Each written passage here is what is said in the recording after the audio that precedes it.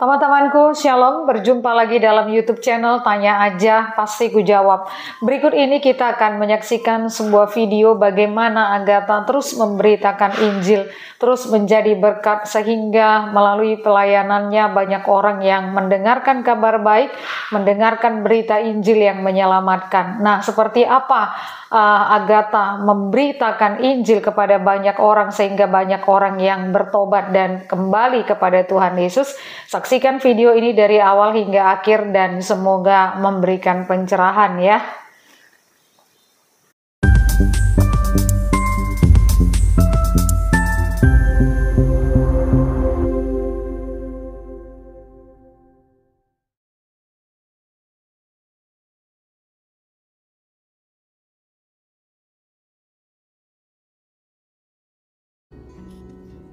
Tubuh Yesus, anggur dan roti, itu darah dan tubuh Yesus itu kurban yang sempurna buat kita.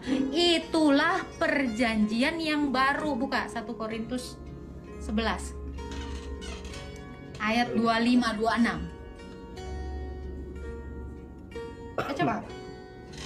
Ya. Demikian juga ia mengambil cawan sesudah makan lalu berkata, nah, cawan 25 ya, 24-nya dari 24. Oh iya, Kak.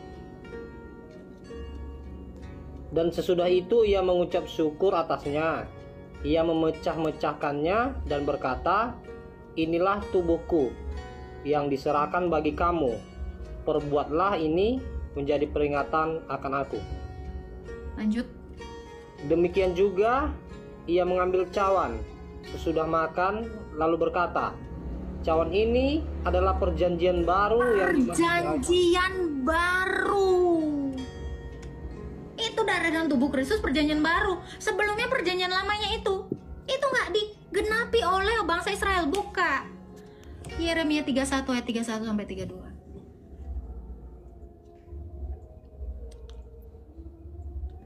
Cepet ya, dicatat ya yang di bawah. Kalau nggak catat, maaf.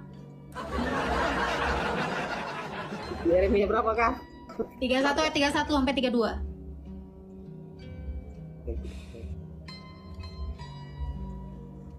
Maaf ya, sesungguhnya orang yang nggak punya Taurat nggak ngerti ini. Ayat 31, Kak ya? Ya, dari 31 sampai 32. Sesungguhnya akan datang waktunya, demikianlah firman Tuhan, aku akan mengadakan perjanjian baru dengan kaum Israel dan kaum Yehuda. Bukan seperti perjanjian yang telah kuadakan dengan nenek moyang mereka. Ya kan? Itu Yeremia, Nabi Yeremia saja sudah menubuatkan perjanjian lama. Apa itu? Kurban binatangnya akan diganti dengan perjanjian baru apa? Darah dan itu.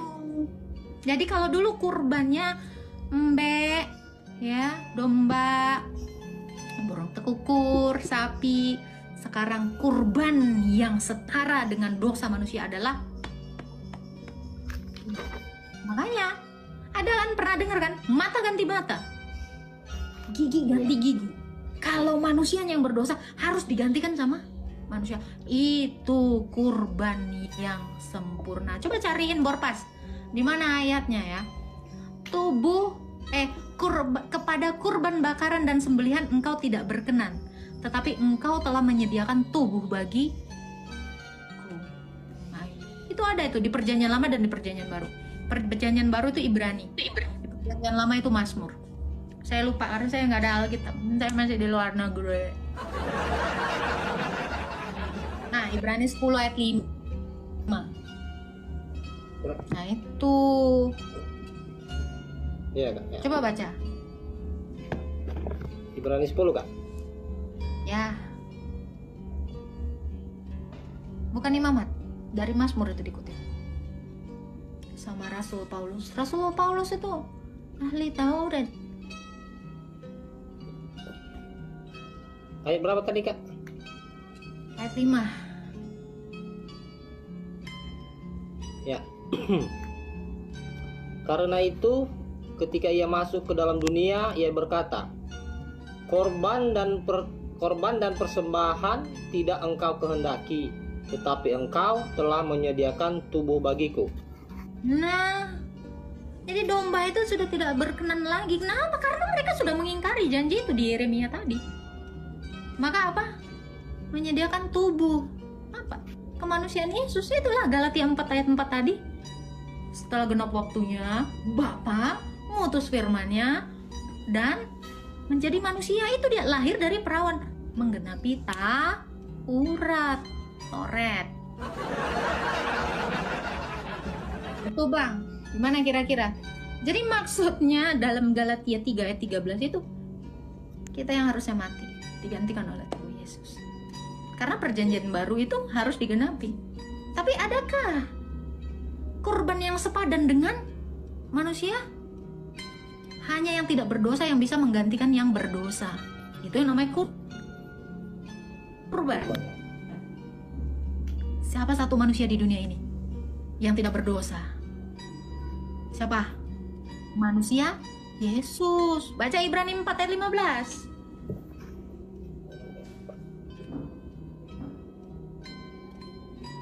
Ibrani 4 ayat 15.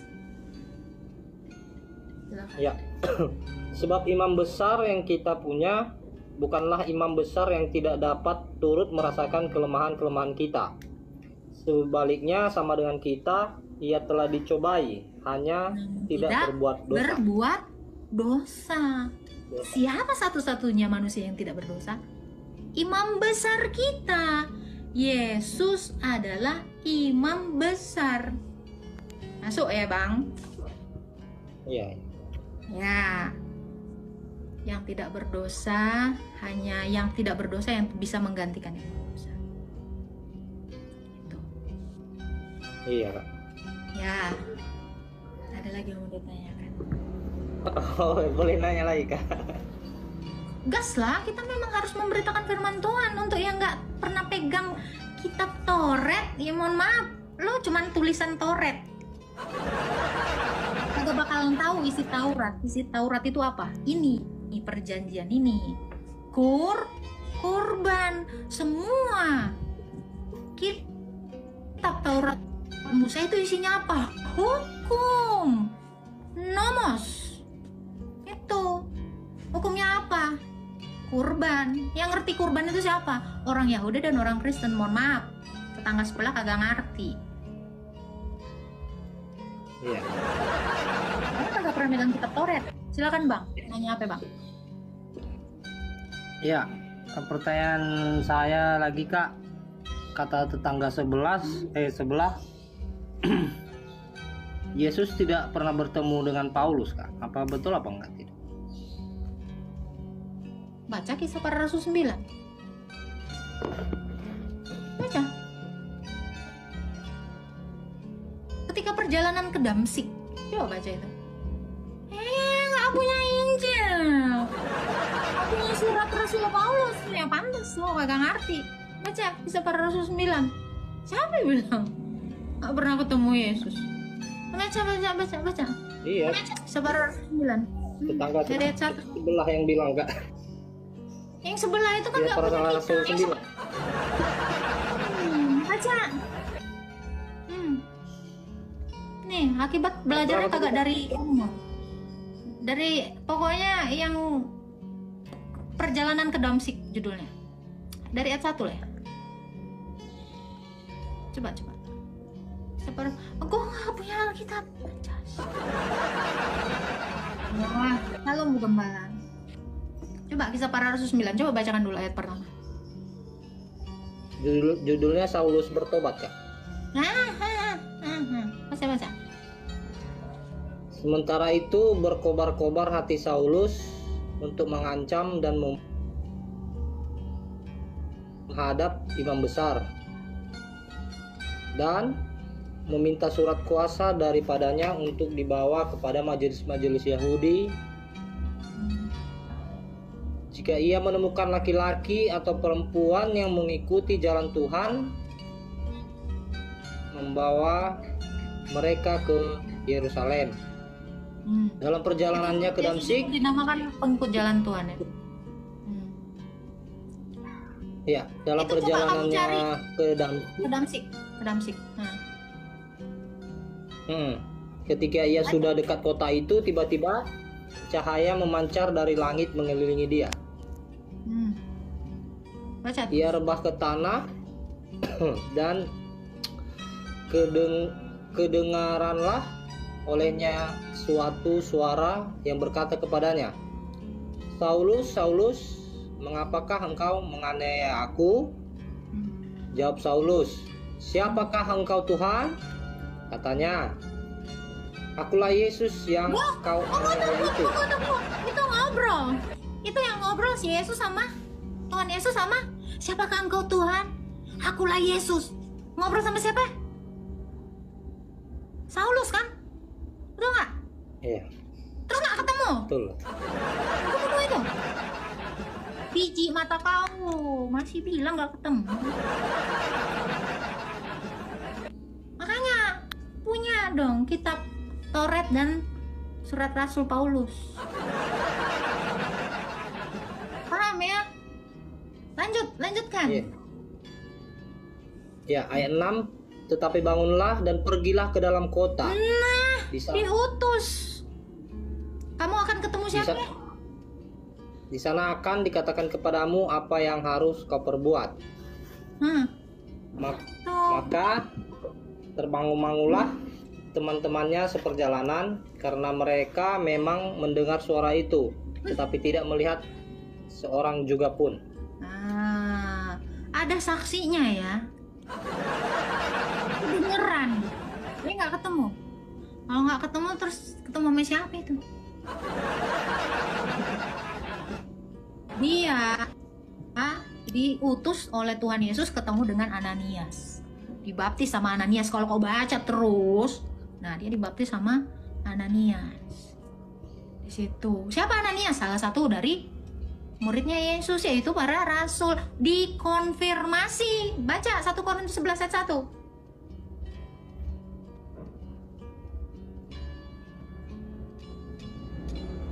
Baca. Ya, jadilah pengikutku sama seperti aku juga menjadi pengikut Kristus.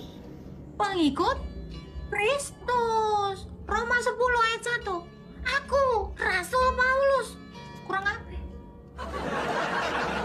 Galatia 3. Ketemu berjabat tangan dengan 3 soko guru. Siapa? Yakobus, Yohanes, Petrus. Kefas itu Petrus. Jelas. Rasul aja mengkonfirmasi. Ada saksi matanya. Yesus itu bertemu dengan Saulus. Udah bertobat, makanya nama baptisnya jadi Paulus. Udah, jadi kalau ada yang bilang nggak bisa gitu nih, katanya sendiri man kau. Itu orang-orang pasukannya Rasul Paulus ya, Saulus sebelum bertobat ya, Rasul Paulus itu mendengar tapi tidak melihat. Itu. Tapi ngobrol. Ya. Ada lagi Bang yang mau ditanya Bang? Nggak usah kau percaya sama orang. Nggak jelas. Iya, Kak. Kita Memang lengkap. mereka sering bernarasi seperti itu, Kak. Sejak kapan Yesus ketemu Gimana? Paulus? Padahal Nggak apa-apa Bang. Biarin aja. jarak antara zaman Yesus ke Paulus sudah berbeda jauh. Di mana berbeda jauh? Itu Yesus bilang, akulah Yesus yang kau aniaya. Di situ dibilang, Yesus itu yang menganiayanya siapa? Paulus, nggak sejaman. Ada ceritanya. Akulah Yesus yang kau aniaya, itu tadi kisah para rasul tadi kan? Yang kau baca kan? 9 kan? Iya, Kak. Gimana ceritanya? Menganiaya yang di zaman batu? Sakit. Ada. Ngarang. Udah terjawab semua ayatnya. Kalian catat. 900 orang nggak catat sini ya. Botol kali. Ada lagi Bang yang mau ditanya Bang? Sebenarnya banyak sih. Keluarkan pertanyaanmu. Satu pertanyaan, satu paus. Udah pingsan kok mengotak. Aku nggak punya paus. Nggak punya paus kak, aku punya singa kak. Umak sombong kali mah. Canda kak, canda. Ikan lele ada? Kan teriak. Kerja kali kau. Lanjut, mau nanya apa kau? Iya kak, saya juga jujur aja Kristen awam nih kak. Jadi banyak sekali yang saya belum ketahui di Bible kita ini kak. Bacalah.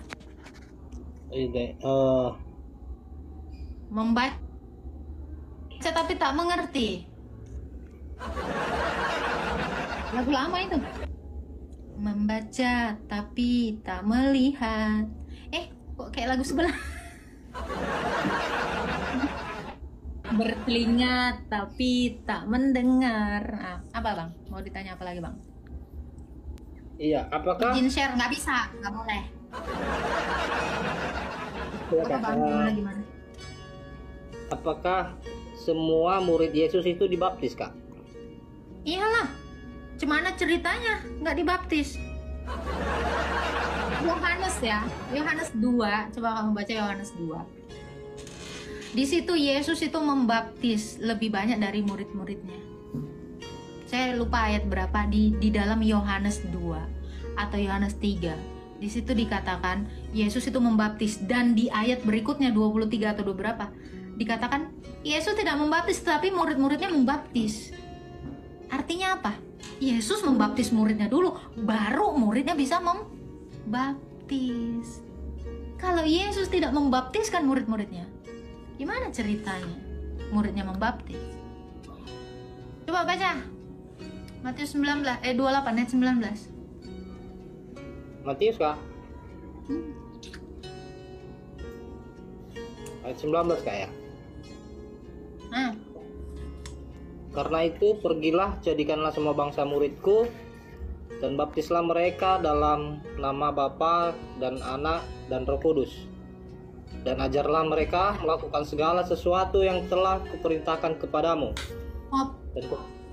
Ajarlah mereka melakukan segala sesuatu yang aku perintahkan kepadamu. Mungkin nggak murid-muridnya itu melakukan sesuatu kalau tidak diajarin dulu sama gurunya? Termasuk Coba cari dulu Yohanes 2, dari Yohanes 2. Yesus membaptis lebih banyak dari murid-muridnya, itu judulnya. Tadi dari ayat berapa lupa. Aku nggak pegang Alkitab. Aduh, udah vakum selama 2 bulan nih, nggak hafal aku jadinya. Coba Yohanes 2. Yesus membaptis lebih banyak dari murid-muridnya. Ya, judulnya perkawinan di Kana ini kak. Berarti 2 itu kan sampai ke bawah tuh ada perikop-perikopnya. Yesus membaptis lebih banyak dari murid, antara Yohanes 2 atau Yohanes 3. Ayatnya 23-an nih kalau. Coba cari judulnya Yesus membaptis. Ada. Lama kau.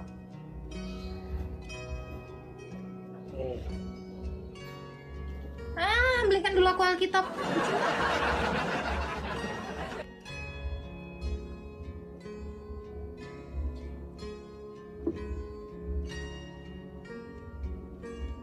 Untung ada Meta AI. Yohanes.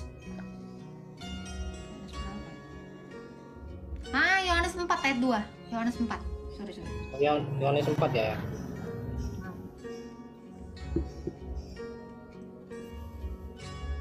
Yohanes 3 dulu deh, dari 3 dulu. Yohanes 3 ayat 25. Coba baca.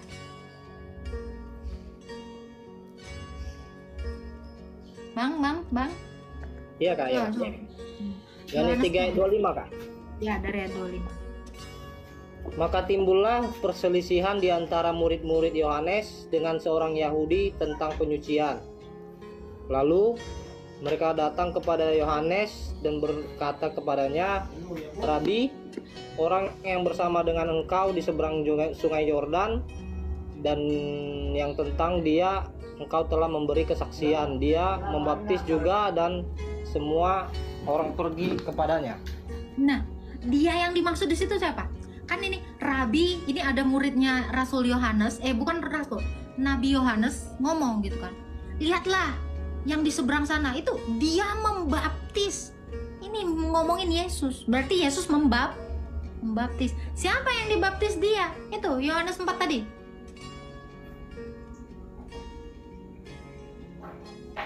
Bisa membaptis lebih banyak dari Yohanes Pembaptis nih.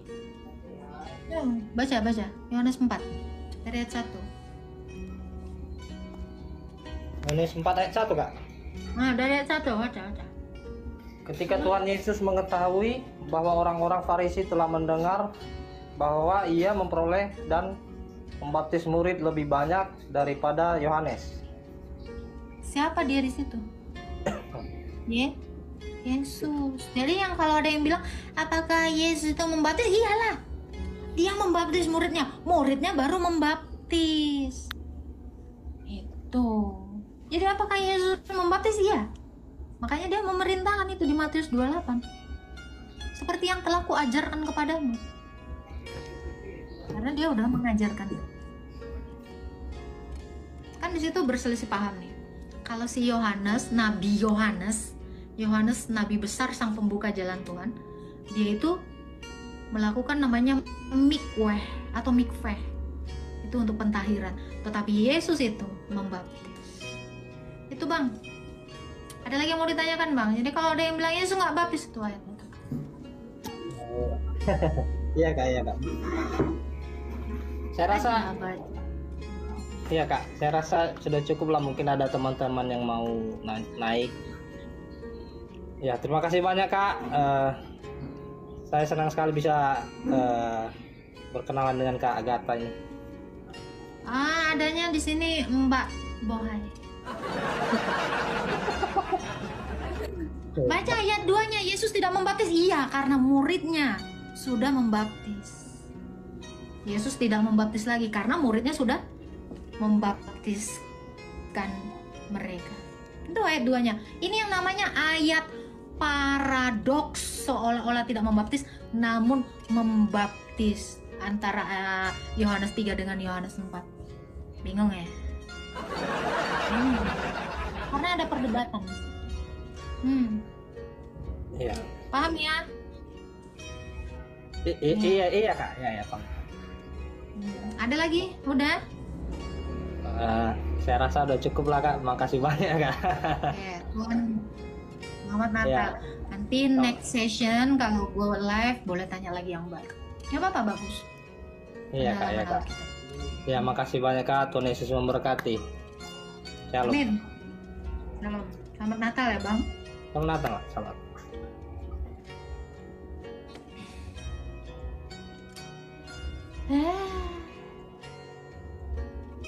Kayak kalian tuh baca timeline-nya tuh harus jelas. Akun baru Kak, iya sayang. Halo Kak Novi Peres. Ya udah Peres. Shalom Kakak Gemoy. Salam. Gimana nih? Silakan. Gimana nih kabar Kakak? Baik, puji Tuhan. Puji Tuhan lagi bokek. Adik Kakak ini sedang mencari pundi-pundi untuk paus di tahun baru ya. Sabar ya.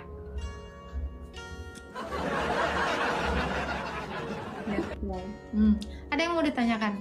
Ada. Ya. Ini tadi tuh ada sempat terlintas di pikiran juga udah lama dan tema ini yang didiskusikan ini sempat beberapa kali dibahas juga di dalam Omal ini gitu loh. Dan tadi tuh ada FYP juga di TikTok tentang pengangkatan. Kan yang saya tahu di Ortodok itu tidak ada pengangkatan gitu ya Kak ya. Lanjut. Nggak ada. Rasul mana yang ngajarin ngangkat-ngangkat? Nah ya. Balon diangkat-angkat. Nah ini, jadi saya tuh baca tadi kan di dalam Tesalonika 1 pasal yang ke 1 Tesalonika pasal yang keempat. Ini tentang kedatangan Tuhan. Jadi saya bacakan ya Kak, ayat yang ke 15. Nah, dari atas dulu lah, dari atas dulu, biar kau tahu itu ceritanya. Kenapa? Dari atas dulu lah. Dari 13. Judulnya. Ya, oke. Kedatangan Tuhan ya. Selanjutnya, kami tidak mau saudara-saudara bahwa kamu tidak mengetahui tentang mereka yang meninggal, supaya kamu jangan berduka cita seperti orang-orang lain yang tidak mempunyai pengharapan. Karena jikalau kita percaya bahwa Yesus telah mati dan telah bangkit, maka kita percaya juga bahwa dengan perantaraan Yesus, Allah akan mengumpulkan bersama-sama dengan Dia mereka yang telah meninggal. Terus 15. Hal ini kami katakan kepadamu dengan firman Tuhan, sebab kita yang hidup, yang masih tinggal sampai kedatangan Tuhan, sekali-kali tidak akan mendahului mereka yang telah meninggal. Sebab pada waktu aba-aba diberikan, pada waktu pemimpin malaikat berseru dan sangkakala Allah berbunyi, maka Tuhan sendiri akan turun dari surga, dan mereka yang mati dalam Kristus akan lebih dahulu bangkit. Kemudian 17, sesudah itu kita yang hidup yang masih tinggal akan diangkat bersama-sama dengan mereka dalam awan menyongsong Tuhan di angkasa. Lanjut. Demikianlah kita akan selama-lamanya bersama-sama dengan Tuhan. Karena itu hiburkanlah seorang akan yang lain dengan perkataan-perkataan ini. Nah, jadi itu adalah kata-kata penghiburan untuk orang yang ditinggal mati. Sekali-kali kita nggak akan mendahului mereka yang mati. Kita juga nanti akan diangkat menyongsong Tuhan setelah mati. Kan kedatangan, sangkakala dibunyiin itu ceritanya. Itu maksudnya, bukan lo hidup-hidup diangkat. Yesus aja mati, lo kagak mati. Gimana ceritanya? Nah, itu. Jadi itu adalah penghiburan yang dilakukan Rasul Paulus kepada orang-orang yang ditinggal mati. Sekali-kali kita ini tidak akan mendahului mereka. Mereka yang udah mati, mereka duluan. Gitu. Kita juga nanti ketika mati, yang masih tinggal ini, nanti kalau kita mati, kita juga akan menyongsong Tuhan dalam awan-awan. Itu. Semua orang akan dibangkitkan. Kalau semua orang akan dibangkitkan, Kak, gimana caranya membangkitkan orang yang masih hidup? Nah, itu di dalam Korintus juga, Kak. Di dalam 1 Korintus 15 ayat 51, bentar. Ini gimana? Tentang kebangkitan tubuh. Baca. Dari mana nih? 51 ya? Sesungguhnya aku menyatakan kepadamu suatu rahasia. Kita tidak akan mati semuanya, tetapi kita semuanya akan diubah dalam sekejap mata pada waktu bunyi nafiri yang terakhir. Sebab nafiri akan berbunyi dan orang-orang mati akan dibangkitkan dalam keadaan yang tidak dapat binasa, dan kita semua akan diubah. Iya dong, harus diubah dong. Nah, dengan tubuh yang sama dengan tubuh Yesus. Nah, maksudnya di situ adalah kita tidak mati, kita tidak binasa seperti orang-orang yang tidak Kristen. Itu adalah orang mati. Kita ini dikatakan orang hidup. Korelasinya di dalam Yohanes 11 ayat 25. Semua yang percaya kepada Yesus itu disebutnya orang hidup. Orang yang di luar dari Yesus itu disebut orang mati. Makanya kita semua akan diubah. Kapan diubahnya? Filipi 3 20-21. Ke Firdaus dulu. Yang Tuhan Yesus bilang di dalam apa itu ya, Kak ya, yang aku adalah kebangkitan dan hidup. Barang siapa percaya kepadaku, dia akan tetap hidup walaupun sudah mati. Kenapa kita disebut adalah orang hidup? Karena kita sudah menyatu dalam kebangkitan Yesus melalui baptis. baptisan, kalau kakak baca di Wahyu, itulah kebangkitan pertama. Kita ini bangkit dari kematian setelah penguburan kita dalam baptisan itu. Jadi kita ini adalah orang hidup. Orang mati itu orang-orang yang di luar dari Yesus. Kapan diubahnya? Ya ketika hari kebangkitan. Itu maksudnya. Jadi di Tesalonika ini udah sering banget ya yang ngemis rapture ya, ajaran sesat John Darby ini tahun 1928 ini ngemis dari Tesalonika. Karena apa? Dia nggak baca timelinenya. Itu Rasul Paulus lagi ngibur. Oi, sekali-kali kita nggak akan mendahului mereka yang mati. Kita nanti juga akan menyongsong Tuhan Yesus, kita yang masih di dunia ini. Jadi kita nanti juga akan mati sama seperti orang yang sudah mendahului kita. Kan dijadikan satu tadi kan, ayat 14-15-nya kan, Yang Tesalonika. iya. Baca tapi nggak ngerti. Itu yang dimaksud. Coba baca lagi. Tesalonika 14 ya. Hmm. Karena jikalau kita percaya bahwa Yesus telah mati dan telah bangkit, maka kita percaya juga bahwa dengan perantaraan Yesus Allah akan mengumpulkan bersama-sama dengan Dia mereka yang telah meninggal. Itu. Lanjut. Jadi, iya. Oke, lanjut ya. Dikumpulkan. Kita ini nanti juga dikumpulkan sama yang udah meninggal tadi. Kita tuh tetap hidup kan? Lanjut kan 15-nya. Hal ini kami katakan kepadamu dengan firman Tuhan, kita yang hidup yang masih tinggal sampai kedatangan Tuhan, sekali-kali tidak akan mendahului mereka yang telah meninggal. Stop. Kita nggak akan sekali-kali mendahului mereka. Mereka udah mati, masa mereka nggak diubahkan dulu? Mereka duluan. Terus nanti baru kita ikut mati. Ketika kita menyusul mati, kita juga diubahkan dan dijadiin satu. Lanjutin lagi. Lanjut lagi. Yang 15 tadi tuh selesai kan? Udah selesai. 16. 16. Sebab pada waktu aba-aba diberi, pada waktu pemimpin malaikat berseru dan sangkakala Allah berbunyi, maka Tuhan sendiri akan turun dari surga dan mereka yang mati dalam Kristus akan lebih dahulu bangkit. Nah, kita ini duluan dibangkitkan dibandingkan orang-orang yang nggak percaya. Mereka juga dibangkitkan, tapi untuk dihukum. Diubah. Jangan dikira ya, yang dihukum itu roh kalian. Enak aja yang nyuri badan kau sama roh kau. Ya sih, tapi gini Kak. Makanya ini kan pernah saya jelasin Kak. Nanti ketika kebangkitan ya, kita duluan yang dibangkitkan. Orang yang percaya di dalam Kristus duluan dibangkitkan, baru diubahkan tubuhnya dengan tubuh Kristus. Filipi 3 ayat 20 nanti sampai 21 nanti kakak baca. Yang nggak percaya sama Yesus juga dibangkitkan untuk apa? Menderita siang dan malam. Filipi berapa tadi? Filipi 3 ayat 20 sampai 21. Itu maksudnya.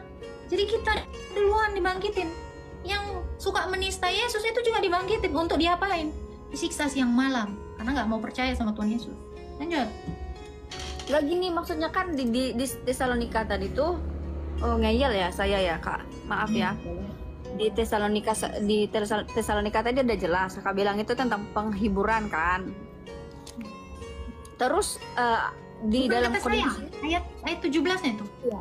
Hiburkanlah ini perkataan ini kan, gitu kan? Siap. Iya firman. Ya, menurut Kakak maksud saya gitu. Bukan menurut saya, ini ajaran Rasul. Oke, siap salah. Oke. Terjadi ada ini pemikiran saya ya Kak ya, tolong pencerahannya. Di dalam Korintus ini tadi ada kontradiksi terjadi di situ menurut saya, di dalam Tesalonika dan di dalam 1 Korintus 15 ini tentang ayat yang ke-51 tadi. Kamu tahu nggak konteks dari Korintus itu? Ngerti nggak? Ya, kalau kamu cuma satu ayat ya kamu nggak ngerti. Kamu aja nggak ngerti konteksnya kan? Ya. Nah, coba baca dulu Korintus yang kamu tanyakan itu. Yang dari mana nih? Tentang kan tadi dari Yang kamu bilang kontradiksi dengan Tesalonika itu yang mana? Itu paralel, jangan dibenturkan tapi diselaraskan. Sesungguhnya aku menyatakan kepadamu suatu rahasia, kita tidak akan mati semuanya, tetapi kita semuanya akan diubah. Itu loh maksud saya, Kak. Udah dibaca tadi itu. Filipi Iya. 3. Oh, belum. Bacalah.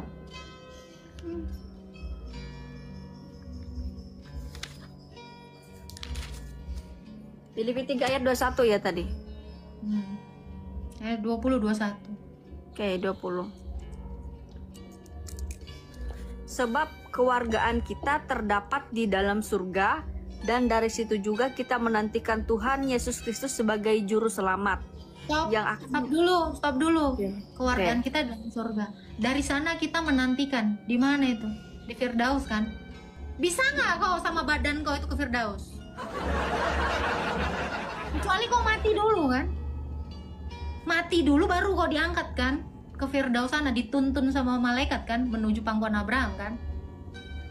Nah, masih lagi kau bilang hidup-hidup kau diangkat ke sana. Gimana caranya? Malaikat gotong-gotong kau itu. Jungel, baca lagi, lanjutin. Oke.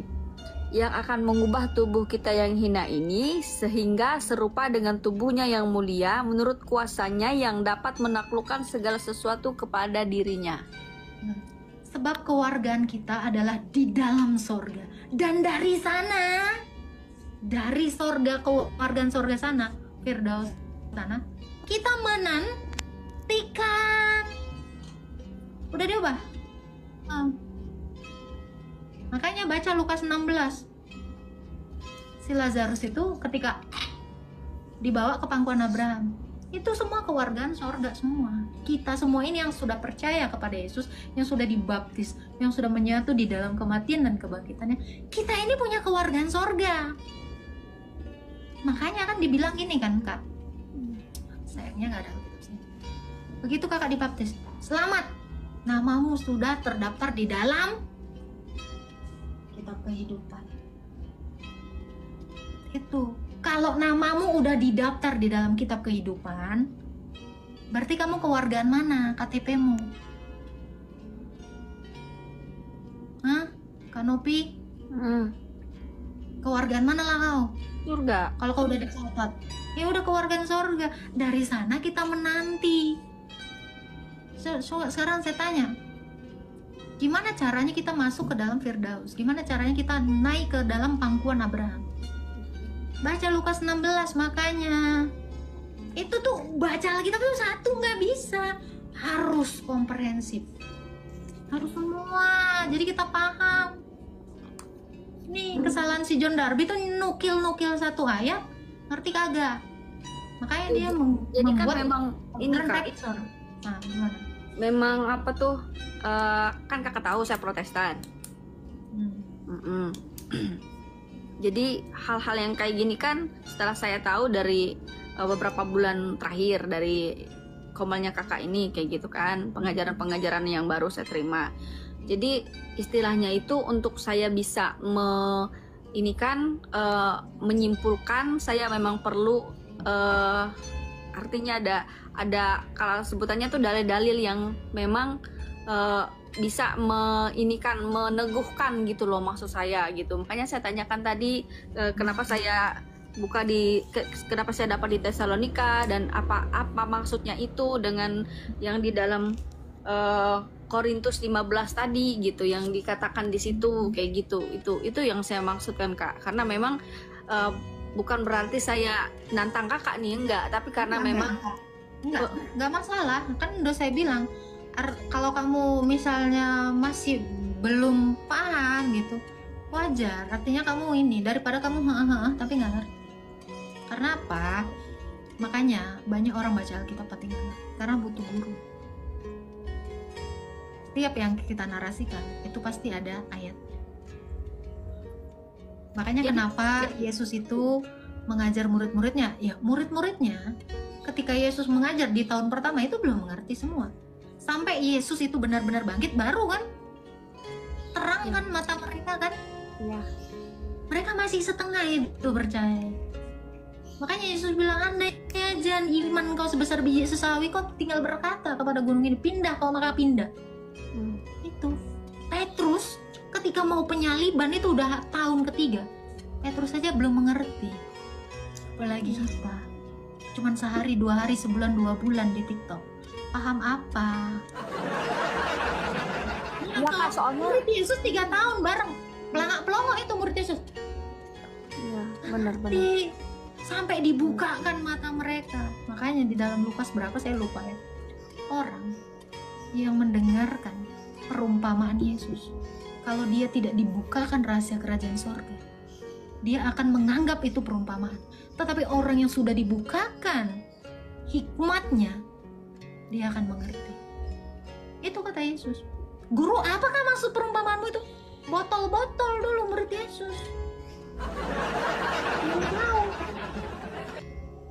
Apa maksud perumpamaan itu, guru? Tentang kerajaan sorga. Seumpama 5 gadis bodoh dengan gadis bijaksana. Kalau kita bilangnya itu kayak perumpamaan, bagi saya tidak.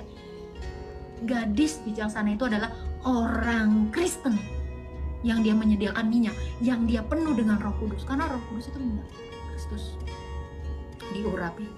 Orang yang berjaga-jaga itulah mempelai wanita yang menyambut pengantin laki-lakinya Yesus kita. Itu bukan bicara perumpamaan, kita pengantin itu. Jadi jangan kita sudah percaya kepada Yesus tapi kita tidak berjaga-jaga, maka tiba hari pengantin itu datang, kita kehabisan minyak, kita nggak dipilih. Saya membaca itu tidak dalam perumpamaan, tetapi itu saya, itu Kak Nopi. Betul. Makanya banyak orang yang tidak mengerti, butuh yang namanya guru.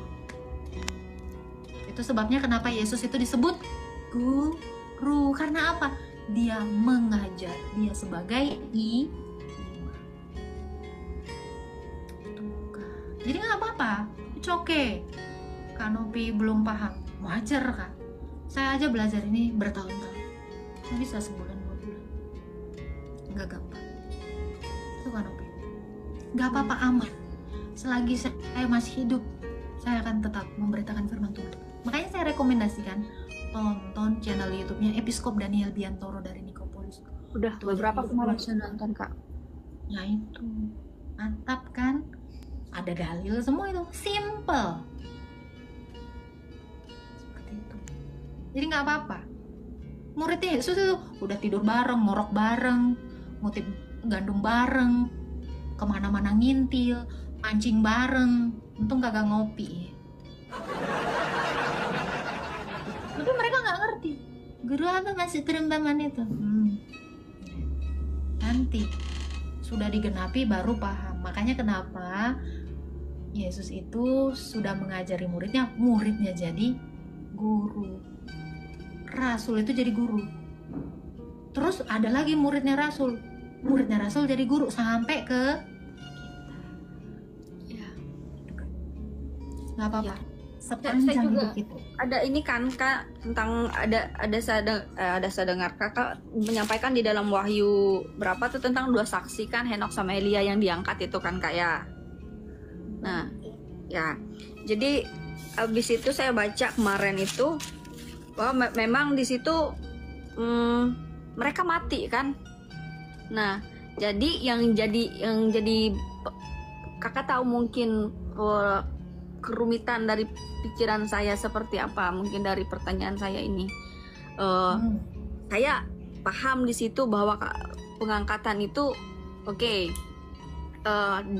Meskipun di dalam yang saya pahami selama ini pengangkatan rapture itu ada gitu loh, yang saya pahami. Coba Kak Nopi buka Ibrani 9 ayat 27 deh.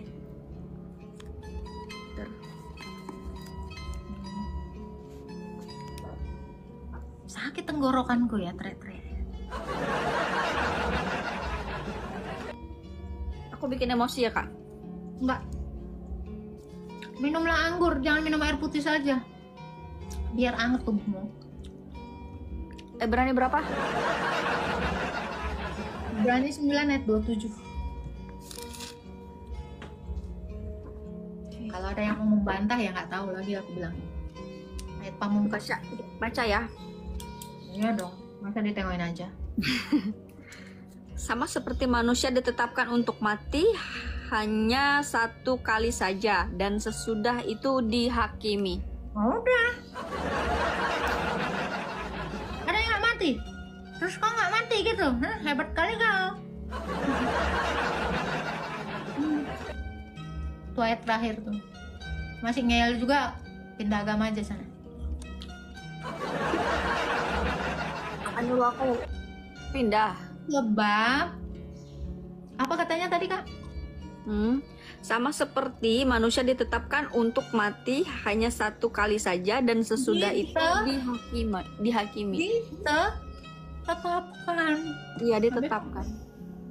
Udah, mati satu kali aja, lalu dihakimi.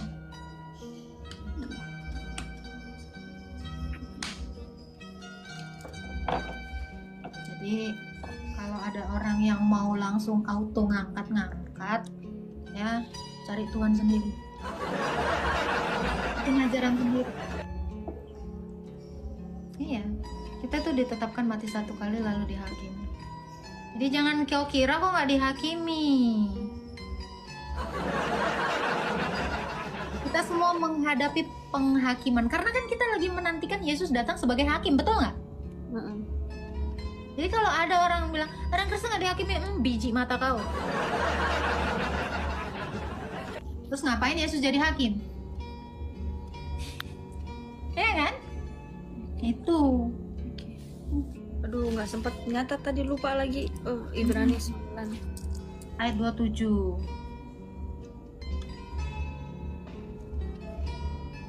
Deh. Sekali lagi. Double suaranya. Masa sih Kak? Serius? Enggak sih. Enggak ah.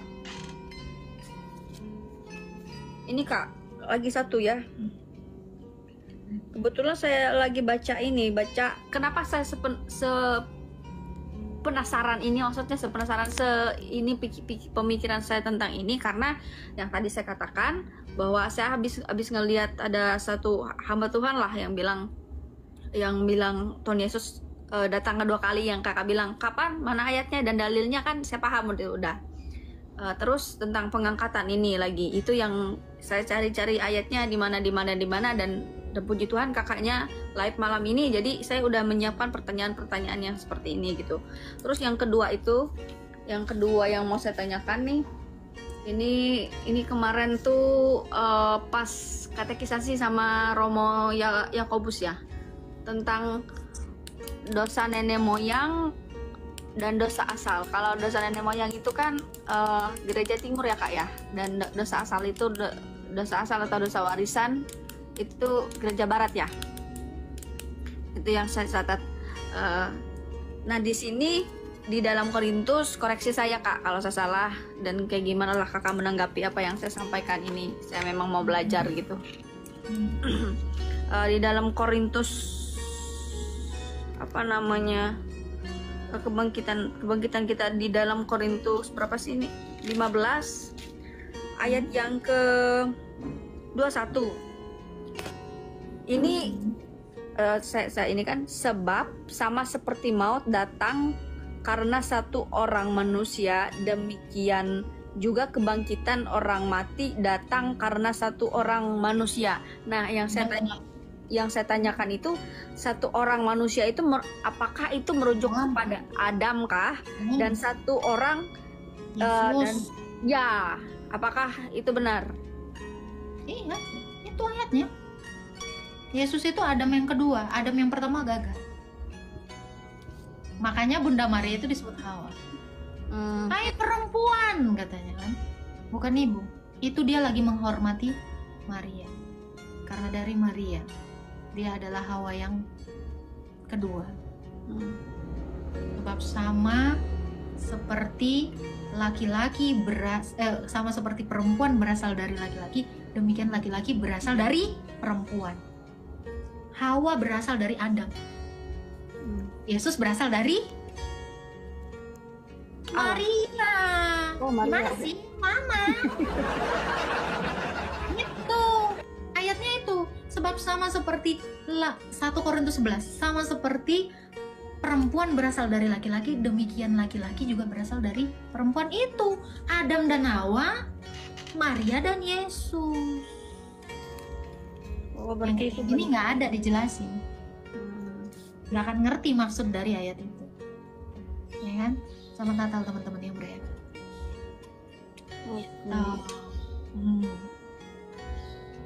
Terus Mantap. Ada lagi? ini terakhir deh kayaknya. Saya tuh kayak jadi Matius di film The Chosen ya. Ini kan kalau menurut dosa nenek moyang menurut gereja timur, apa namanya, tidak ada dosa turunan gitu loh, Kak. Benar nggak? Catatan saya gitu.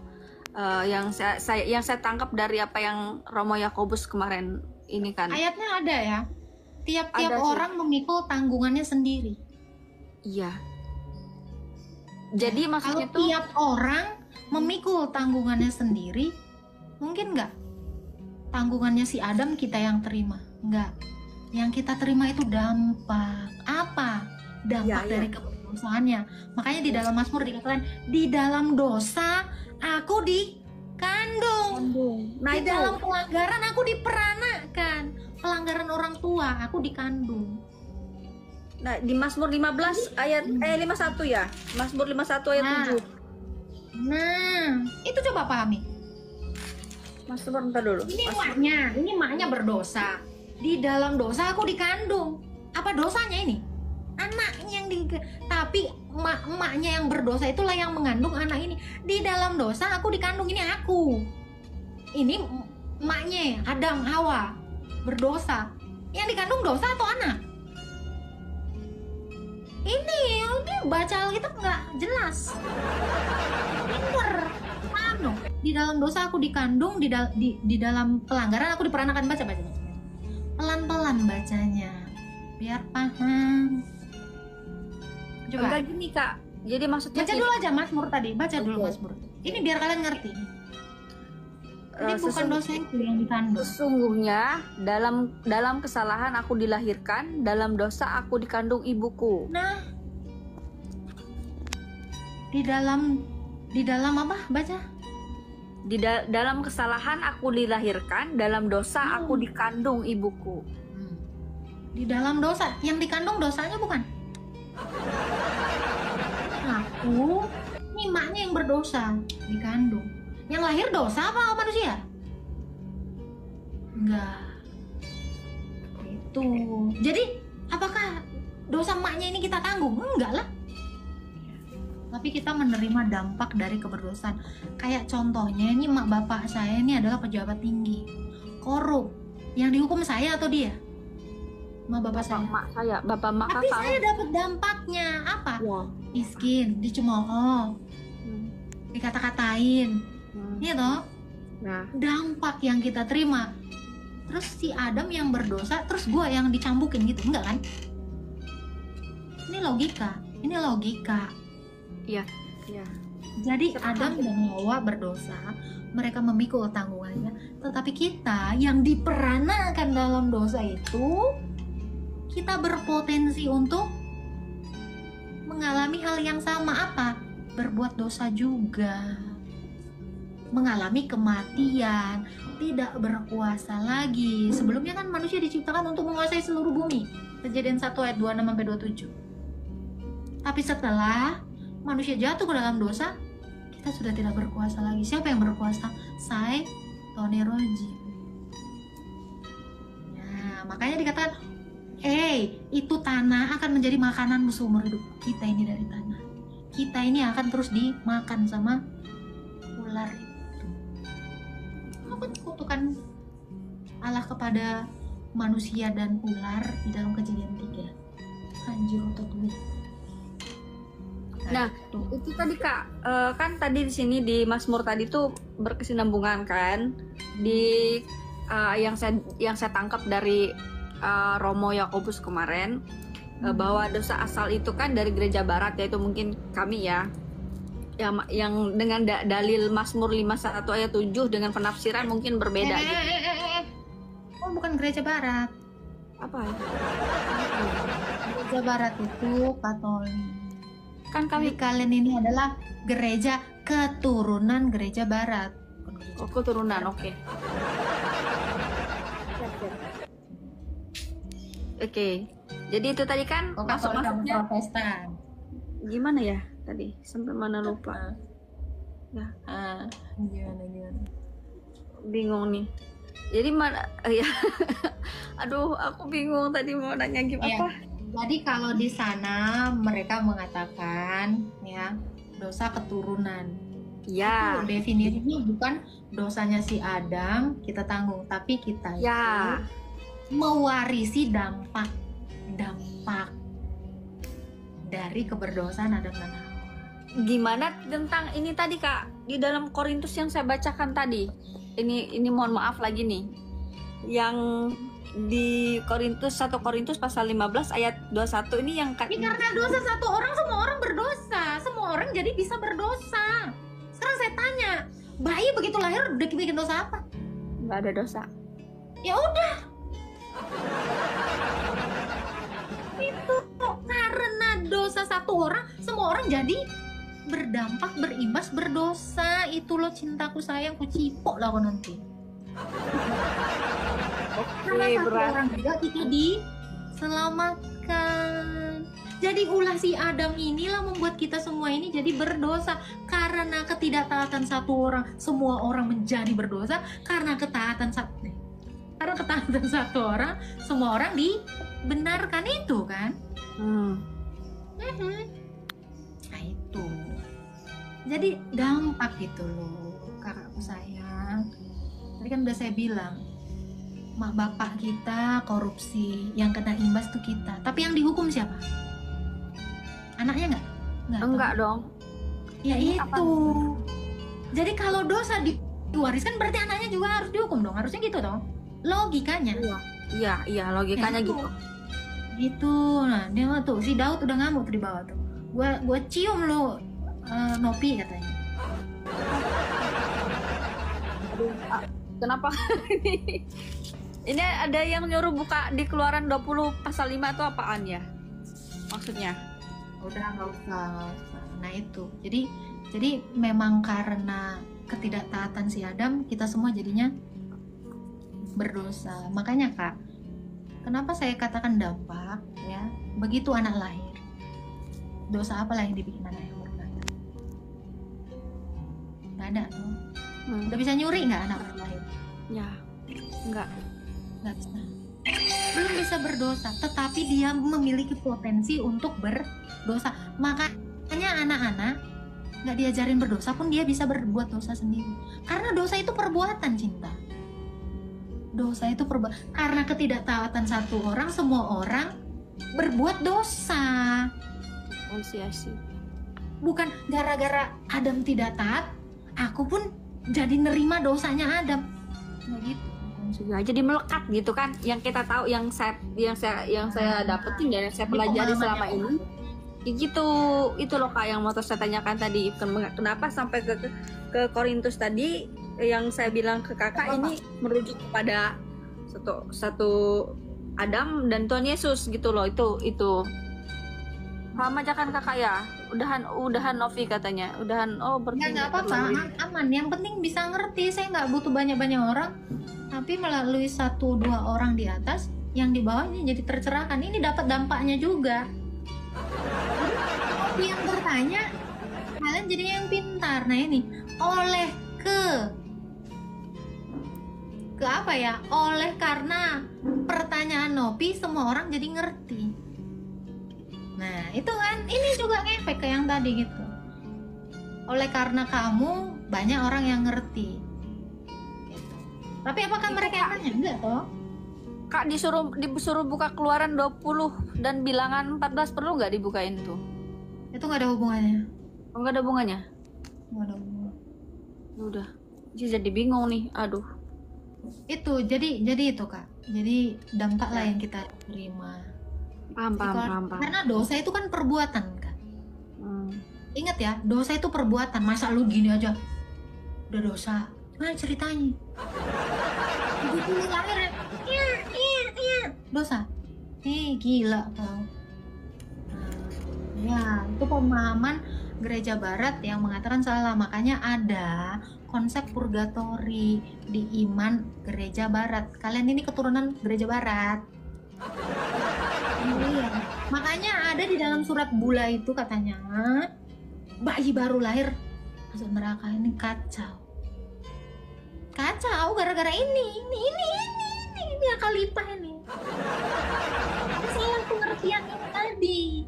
Ya, gereja barat nggak pernah mau belajar sama gereja timur, makanya mereka gagal paham sendiri. Oh, Tuh, mereka nggak mau belajar dari timur. Makanya masuklah itu semua ajaran skolastika, filsafat, dijilatin semua. Sementara orang timur udah buang ke tong sampah itu filsafat. jadi nggak paham sama Yunani aja udah ngelepehin itu filsafat, cuy. Sama orang barat dijadiin pengajaran yang utama dari Alkitab. Nah ini kocak kan, makanya belajarlah dari timur karena Yesus itu dari timur, bukan dari. Iya sih. Iya dong. Di sana cuma ada wakil Tuhan. Di tempat kita, di gereja kita Tuhannya langsung datang. Masih percaya wakil Tuhan? Berarti nggak ada Tuhan dong, makanya diwakilin. Kita mau percaya ya, 2-3 orang berkumpul dalam namaku, aku hadir di tengah-tengah mereka. Kita nggak butuh wakil. Kita punya Tuhan Yesus di setiap gereja. Akan nanti pasangannya, semua orang akan menyembahku dalam roh dan kebenaran. Apaan gue percaya wakil Tuhan? Nggak ada Tuhan dong. Oh, logika, bukan longor. Itu kira-kira. Jadi yang mau bilang sejenis ikan-ikanan itu wakil Tuhan, berarti kok nggak punya Tuhan. Pernah dengar istilah ya, wakil rakyat? Rakyatnya ada nggak? Nggak ada. Borpas. Makanya jangan diwakilin, berarti nggak ada ketuanya di situ. Kita mah ada Tuhan kita dong di gereja. Nggak butuh wakil Tuhan. Tuhan Yesus itu ada. Oke, ada lagi yang mau ditanyakan? Cukup sih Kak. Sedang sedang mencerna apa yang di. Tapi Kanopi beneran lagi katekisasi. Mantap. Ini udah buku catatan. Jangan menjadi pendengar firman, tapi jadi pelaku firman ya. Sudah tahu ajaran yang benar, mari jadi murid Yesus. Keren. Kakak baru sebulan 2 bulan ya, 2 tahun 3 tahun makin penasaran sama ya kan? Kak nggak salah Kak, salah nggak sih saya tuh punya pemikiran yang rumit kayak gitu loh. Yang kayak gini, saya pikir kayak kadang saya berpikir saya tuh terlalu banyak mempertanyakan beberapa bulan ini tentang Alkitab, bahkan banyak hal gitu yang ada di otak saya nih. Belum pernah debat sama Episkop Daniel? Nggak berani. Main dong. Kalau saya langsung sama Episkop. Saya belum jadi muridnya aja, saya udah nanya lagi gitu.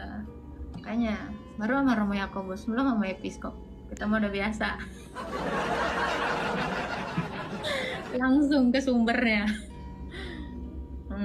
Cobain aja. Ini Kak Novin masih santai. Ada lagi Kak yang mau ditanya? Itu aja sih Kak. Thank you. Siap. Majang kata si Borpas. Lo mainnya baru bocil-bocil. Kita mainnya sama Episkop. Kita mainnya bukan Romo biasa. Kita mainnya gitu. Kak, itu ada imani aja, jangan banyak bertanya, bingung, non logika. Nggak bisa. Orang Kristen tuh harus bertanya. Saya aja bertanya kok. Harus mempertanyakan sesuatu. Murid Yesus itu bertanya. Jadi kalau cuman nggih-nggih aja ya udah botol. Tahu nggak? Karena kan udah gue bilang kan, murid Yesus saya nanya, guru apa sih maksud perumpamaan itu? Ada diskusi toh, murid dengan guru. Berarti ada yang nanya, ada yang menjawab. Jadi kalau lu cuman diajarin, ya udah lu kayak ember, tinggal nampung aja, meleleh.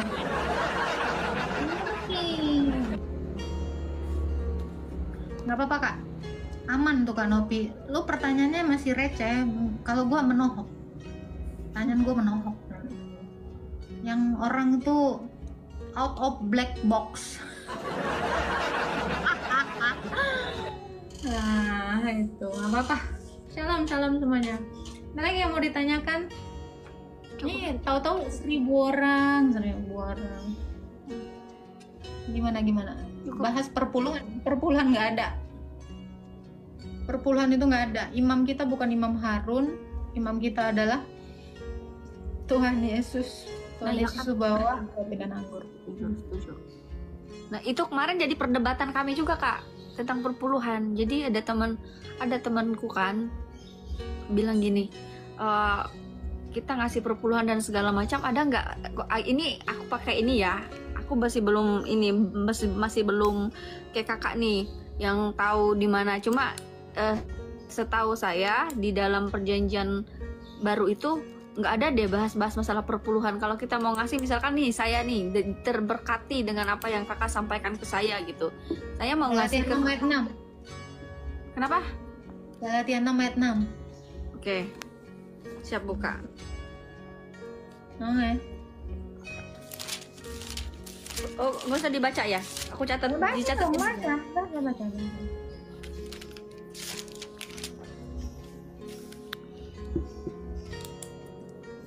Oke. Baiklah dia yang menerima pengajaran dalam firman berbagi segala sesuatu yang baik dengan orang yang memberikan pengajaran. Apa yang bisa dipahami dari situ? Ya, Baiklah yang pengajaran berbagi dengan orang yang sudah memberi pengajaran. Nah itu kak. Jadi teman saya ini katanya tetap dia memberikan perpuluhan. Maksudnya tuh karena gini, saya kan suka mengkritik, maksudnya tuh kayak dia dulu mohon maaf lagi. Baca ya. Kenapa? Baca Ibrani 7. Kalau imamnya berubah, maka peraturannya juga berubah. Coba Melkisedek dengan Kristus. Ibrani 7 ayat berapa itu? Ini terlalu plek-plekan dalilnya. Gampang banget. Ibrani 7. Coba cari Melkisedek dengan Kristus. Ini 7 ya. Dari pertama ya, baca dari. Jangan dari pertama itu yang tidak bersilsilah, yang perikop yang lainnya. Melkisedek dan Kristus. Ya itu maksudnya. Coba. Pasal 7, ayat yang ke-8 ya. Ayat yang ke-8, di satu pihak manusia fanalah yang menerima persepuluhan, sedangkan di pihak lain yang menerima persepuluhan adalah dia yang tentang dirinya diberi kesaksian bahwa dia hidup. Manusia panah yang nerima perpuluhan. Itu maksudnya Imam Harun, Imam Lewi. Tetapi Yesus itu bukan manusia panah. Kalau kamu baca ayat satunya, dia tidak berbapa, tidak beribu, tidak bersilsilah, hari-harinya tidak berakhir. Imam kau siapa? Baca lagi, sampai ke bawah. Lanjut ya. Ya. Sampai mana sih tadi? Dari ayat 7-nya lanjut. Memang tidak dapat disangkal bahwa yang lebih rendah diberkati oleh yang lebih tinggi. Di satu pihak manusia fanalah yang menerima persepuluhan, sedangkan di pihak lain yang menerima persepuluhan adalah dia yang tentang dirinya diberi kesaksian bahwa dia hidup. Malah dapatlah dikatakan bahwa dengan perantaraan Abraham telah dipungut juga persepuluhan dari Lewi yang berhak menerima persepuluhan, sebab ia masih berada dalam tubuh bapa leluhurnya ketika Melkisedek menyongsong bapa leluhurnya itu. Lanjut sampai bawah. Udah sampai 10. Ini perikop baru lagi. Perikop baru. Oke, perikop baru 11. Karena itu, andai kata melalui imamat Lewi telah tercapai kesempurnaan, sebab karena imamat itu umat Israel telah menerima Taurat. Mengapa masih perlu ditetapkan seorang yang lain menjadi imam besar menurut aturan Melkisedek? Dan yang tentang dia tidak dikatakan menurut aturan Harun. Sebab jikalau imamat berubah, dengan sendirinya berubah pula hukum Taurat itu. Udah berubah kan? Imam kita siapa tadi? Harun bukan? Harun bukan? Lewi bukan? Bukan. No, ya. Mereka memiliki imam karena nerima Taurat. Kita nggak lagi itu. Karena kalau imamnya berbeda, peraturannya berbeda. Jadi imam kita adalah Yesus. Yesus bawa apa? Melkisedek bawa apa? Memungut apa? Roti dan anggur. Kepada Abraham. Saya tanya, di zaman Abraham udah ada emang imam Lewi? Coba saya tanya, di zaman Abraham udah ada belum Musa? Belum sih. Udah ada Harun? Belum. Belum. Tetapi kenapa dia menerima persembahan dari Melkisedek? Kan dikatakan kan, yang tinggi memberkati yang rendah. Iya. Melkisedek bawa apa tadi? Berapa ya? Roti dan anggur ketika Abraham menyongsongnya. Nah, Oh iya. tuh. Jadi perlukah kita bawa lagi persepuluhan kepada Imam Yesus? Sebab kalau imamnya berbeda, peraturannya berbeda otomatis. Tadi terakhir kali kakak baca, pasti belum ada yang paham. Yang mana nih? Sebab jika Yang imamat tadi. berubah, dengan sendirinya berubah pula hukum Taurat itu. Kalau imamatnya berubah, jadi yang sekaligus menanya tadi, dapat dari mana lu kata imam? Taurat Musa, imamat, ada imam di situ. Belum ada lu, RT 6. Gue tungguin dari tadi adanya, dapat dari mana lu kata imam? Kau kira dari agama kau? Biji mata kau. 5 kitab yang ditulis Musa, salah satunya imam. Imamat. Imam. Makanya Yesus itu imam. Kau kira apa? Imam Mahdi. Ya. Jadi kak, perlukah kita bayar persepuluhan lagi? Gak. Karena persepuluhan itu diperuntukkan untuk orang Lewi yang tidak punya pusaka, tanah pusaka. Maka dari 12 suku bangsa Israel, hanya Lewi yang tidak punya. Makanya semuanya ngasih ke Lewi, ke imam. Saya dapat dalil nih. Terus saya tanya, masih ada nggak imam Lewi yang memimpin di Bait Allah? Nggak Yesus ada bukan dari suku Lewi. Yesus dari apa? Baca di bawahnya, Yehuda. Tuh, baca. Lu nggak pernah baca. Gue baca. Baca. Saya tanya, Yesus dari mana? Suku Lewi apa suku apa dia? Yehuda kan? Siapa kakak nanya saya? Oh iya. Iya, masa gue tanya si Bardan yang di bawah? Lagi nyatet soalnya. Lagi nyatet kak. Lagi nyatet. Jadi kenapa 11 suku bangsa Israel itu ngasih karena mereka nggak punya pusaka? Itu yang pertama. Kalau Yesus itu imam kita, dia kan bukan orang Lewi. Dia bukan nggak punya tanah pusaka. Karena begitu imamnya berubah, peraturannya otomatis berubah. Perlukah persepuluhan? Gak. Nah, tapi kalau kamu mau nyumbang ke gereja demi operasional gereja, mangga, silahkan, boleh. Karena itu untuk kemuliaan Tuhan, supaya kebaktian itu jadi berjalan lancar. Tapi namanya mungkin dengan istilah perpuluhan, tapi bukan diperuntukkan untuk imam Lewi. Tapi kalau kamu mau menghargai orang yang memberikan pengajaran, silakan hargai 2 kali lipat. kepada imam-imam yang baik. Kalau yang cabul nggak usah. Imam yang korup nggak usah. Ada ayatnya ya. Penatua yang baik haruslah dihormati 2 kali lipat. Yang baik ya, yang cabul enggak, yang korupsi enggak. Tunggu Tadi ya. di Galatia berapa sih kak? Lupa nyatat kak. Hah? Tadi di Galatia berapa sih? 6 ayat 6. 6 ayat 6.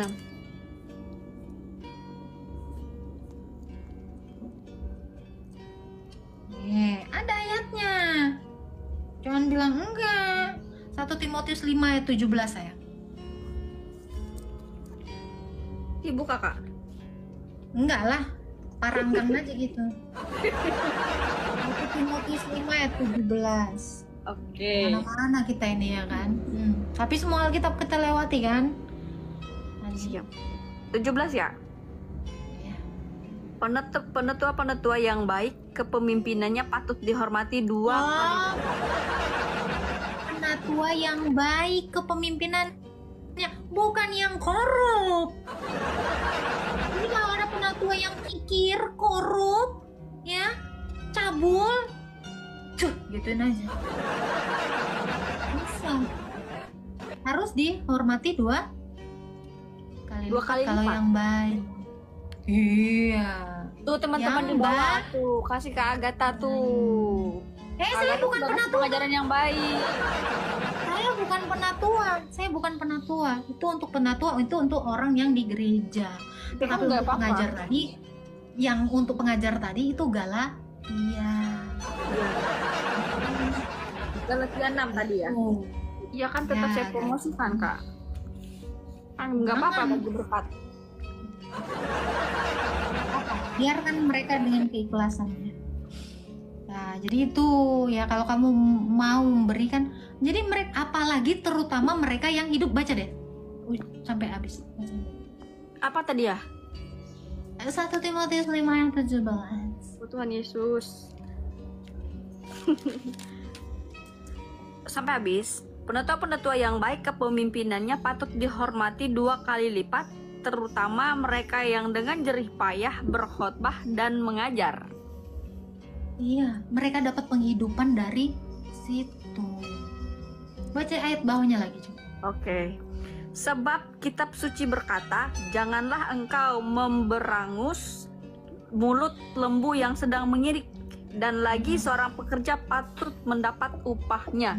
Nah, pekerja patut mendapat upahnya. Ibarat kata nih, ini sapi nih, kita pekerjakan dia, tapi kita harus langsung ngasih makan, jangan diberangus, dibiarin dia kelaparan, kerja aja, nggak boleh. Nah itu, suara saya bentar dulu habis. Nah itu ya, jadi jangan kita biarin aja dia kerja sampai, jangan kayak yang sapi menggirik tadi gitu. Jadi ketika sapi lagi kerja, kita tetap ngasih makan supaya apa? Kekar kerjanya. Oke. Gitu. Berarti kalau untuk kayak misalkan kayak pendeta-pendeta kami ini kan, kami memberi persembahan gitu untuk mereka bulanannya, it's okay gitu ya kan ya. Yang baik. Yang baik. Nah, terus Yang baik. apa baik? Kepemimpinannya yang baik. Kepemimpinannya yang baik. Ingat. Nah itu. Yang cabul nggak usah. Coba baca Galatia 6 ayat 6 tadi. Masih tadi. Jangan yang bejat, jangan yang poligami. Aduh. Aduh, mana Galatia ya? Masih ada di kamar mandi. Masih. Oke. Baiklah dia yang menerima pengajaran dalam firman, berbagi segala sesuatu yang baik dengan orang yang memberikan pengajaran itu. Bawahnya satu lagi. Jangan sesat. Allah tidak membiarkan dirinya dipermainkan, karena apa yang ditabur orang itu juga yang akan dituainya. Nah, jadi kalau kamu menabur kebaikan, maka kamu akan memperoleh kebaikan. Jadi kalau yang jahat ngapain kau baik-baikin? Ya. Jadi kalau ada guru ya misalnya ya, nih saya bukan ustazah ya, bukan. Jadi kalau ada yang mengajar yang baik, nah itu kita patut membagi sesuatu kepada mereka. Gitu. Jadi kalau ini udah cabul nggak usah, apalagi yang bejat jahanam ya, nggak usah.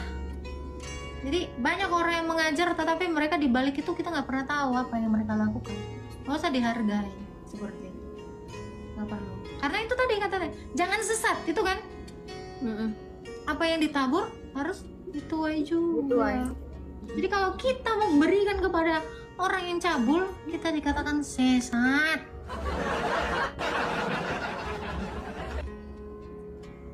Gitu Kak. Ya, jadi tentang persepuluhan imam kita Yesus Kristus, bukan imam dari Harun atau Lewi.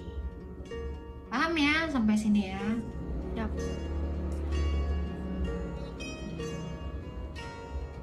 Ada lagi yang mau ditanyakan? Oh aja sih Kak.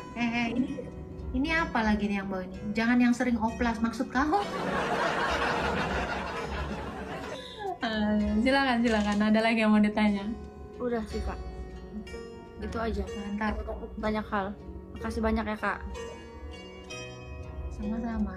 Ya, doakanlah adekmu nih akhir tahun ini bisa menghasilkan sesuatu agar bisa berbagi berkat. Lakukan sesuai dengan keikhlasanmu dan kemampuanmu. Kita nggak boleh memaksakan orang lain. Itu yang paling penting. Jadi saling berbantu-bantulah kamu, terutama yang sesama orang Kristen. Kalau Kak Nopi ini butuh didoakan, kalian yang di bawah doakan.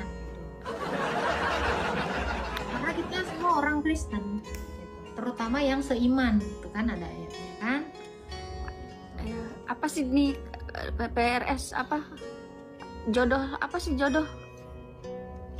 Mentang-mentang sebelum nikah ya. Kak Agatha dia jodohku. Apa sih? Oh, Si Kak Nopi. Agatha. Ada yang merasa berjodoh dengan si Novi ya, boleh ya di belakang layar nanti boleh kalian DM. Kakak saya habis dia nanti. Udahlah. Lo sekarang gini, orang yang patah hati itu obatnya menemukan hati yang baru. Kalau kamu terus-terusan di dalam circle itu ya kamu lagi romantisan dengan kepatah hatianmu. Cara supaya untuk move on ya cari yang baru. Cuma berkata seperti ini ya, ini yang kata Alkitab ya. Buanglah ragi yang lama, karena ragi yang lama itu tidak bisa mengembangkan dan menghamiri tepung, dibuang. Pakai ragi yang baru. Lah karena kaulah perwakilan kami yang di bawah. Enggak lah. Nanti Kak Agatha muak sama aku dah, sama suara aku juga. Enggak ada sih, ada Mbak Bohai. Kakak gemoy deh. Mbak Gemoy boleh lah. Kakak gemoy aja lah. Ya, Ya. jadi kalau masih belum move on ya, silakan para pendatang baru, kandidat-kandidat baru ya DM Kak Nopi. Enggak Kak. Udah. Kan pas yang kemarin itu loh Kak, yang kemarin yang nget itu dari itu baru aja. Mungkin orangnya Ingat kata Tuhan Yesus ada ya. nonton kali ya. Ingat kata Tuhan Yesus ya, tidak baik Kak Nopi ini hidup seorang diri saja. Aku kan mengirimkan penolong. Kemarin saya pikir dia penolong Kak. Saya pikir dia penolong loh Kak. Serius habis yang dari Komal si kakak nih ada yang nge-DM gitu. Terus ya begitulah teleponan, mungkin dia ada nonton kali ya. Maafkan diriku.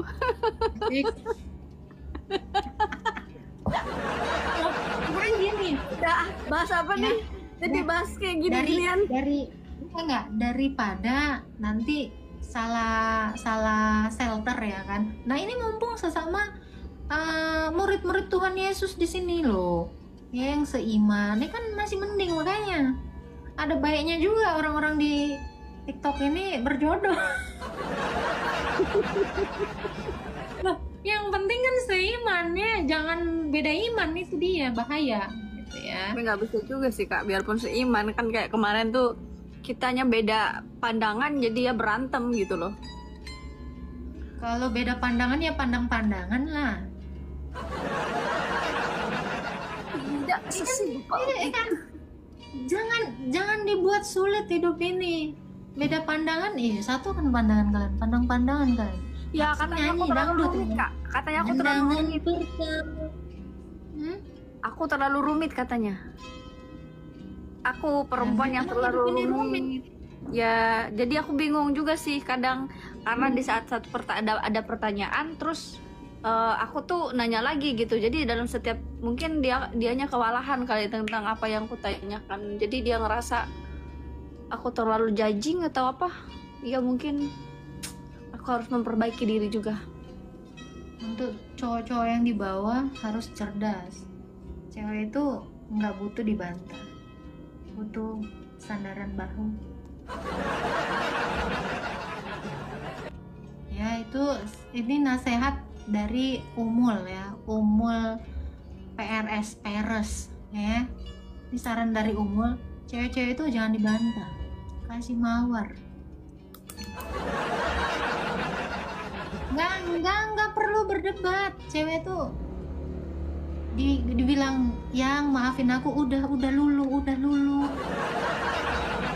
usah diiyain aja. Cewek kalau marah diiyain aja dulu. Nopi berdamai dengan Agus ya, bukan Nopi saya ya, tolong. Nopi berdamai dengan Agus. Ini saran dari wanita yang tersakiti ya. Cewek itu sebenarnya nggak butuh debat, butuh didengerin aja. Anggap aja mereka kayak kaleng rombeng, habis itu disayang-sayang, udah selesai masalahnya.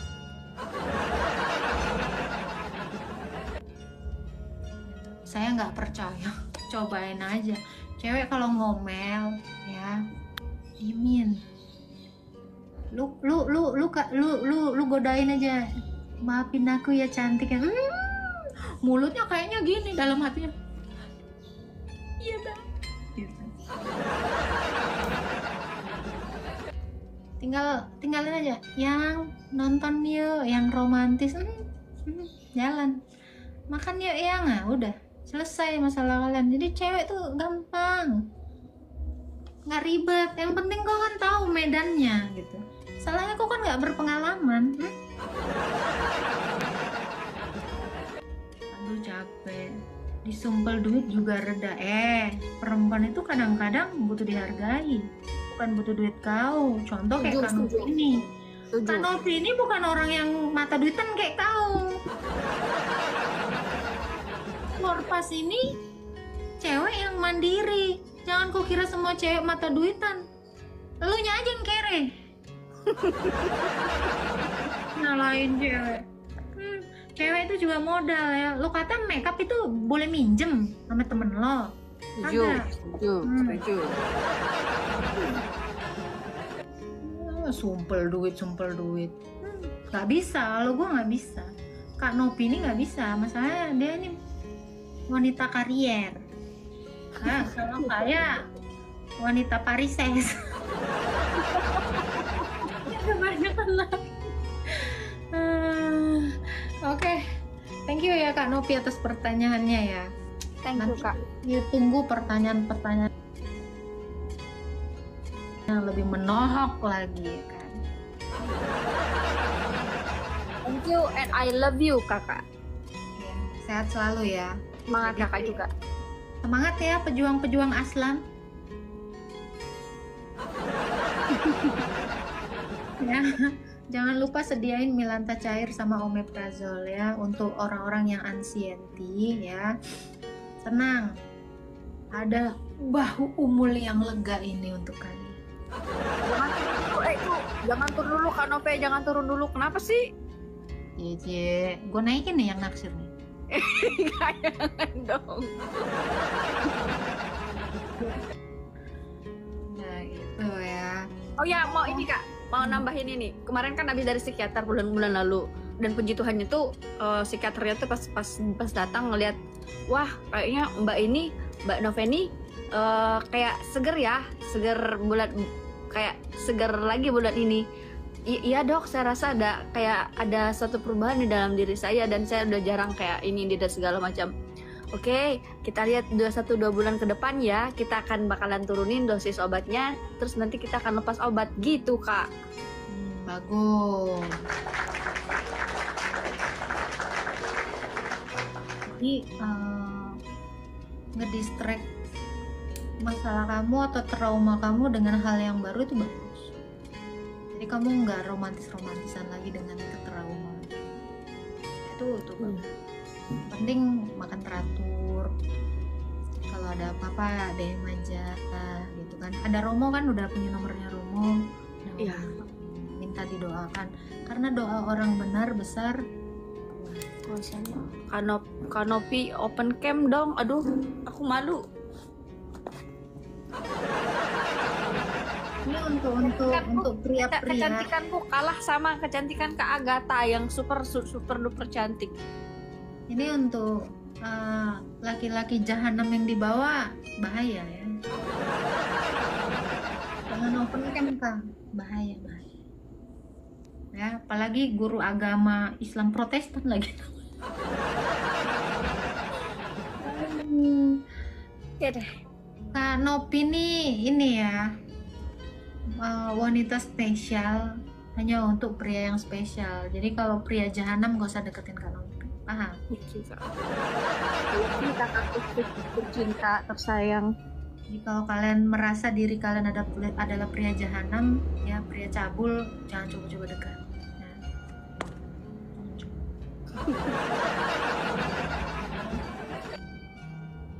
Nah itu si Daud itu Kak, saya anak Ustadz. Kalau mau sama anak Ustadz tuh di bawah tuh. Aduh. Habis open cam apalagi lah kalian suruh.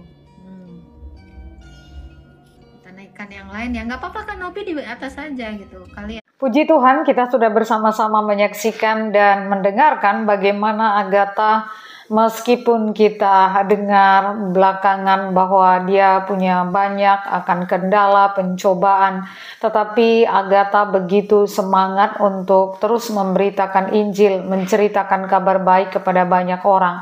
Sehingga melalui akan diskusi di dalam video yang sudah kita saksikan, banyak orang kemudian akhirnya percaya, dibaptis, dan mengikut Tuhan. Kita bersyukur oleh karena Roh Kudus bekerja melalui pelayanan Agatha, membuat orang-orang yang tidak percaya menjadi percaya, orang-orang yang tadinya hatinya keras menjadi lembut, dan mereka yang tadinya justru menolak Tuhan, tetapi kemudian bisa menerima Tuhan dan mereka menyatakan tekad ingin mengikut Tuhan seumur hidup.